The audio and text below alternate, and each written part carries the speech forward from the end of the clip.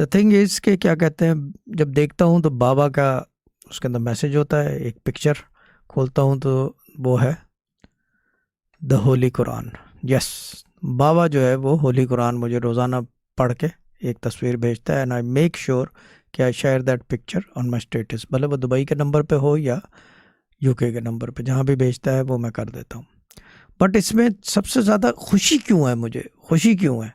خوشی یہ ہے کہ ایک آدمی کو میں نے قرآن پڑھنے پہ لگا دیا ہے، ایک آدمی کو. میرے کو باقی تو خواب والی باجی بھی پڑھ رہی ہے، سب پڑھ رہے ہیں، باقی اسماء اللہ بھی پڑھتا ہے، دینے والی سرکار بھی آن اینڈ آف یہ وہ کر کے، شہزاد بھائی بھی اوپر جو ہے الماری کے اوپر رکھی ہوئی کتاب دیکھتے ہیں، بہت اچھی کتاب ہے، گڈ ہے، مٹی جھاڑی اور واپس رکھ دیا. Just joking.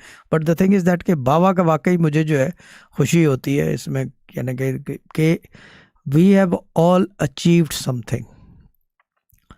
قرآن کی طرف مائل کرنا یا راغب کرنا یا یہ کہ کسی کو رجوع کروانا قرآن سے بہت مشکل کام ہوتا ہے، بہت مشکل کام ہوتا ہے.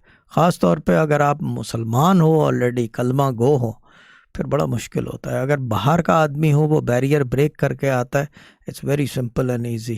But for a Muslim to go back to the holy قرآن، ٹو ہز ہولی بک، وہ ذرا دقت کا کام ہوتا ہے.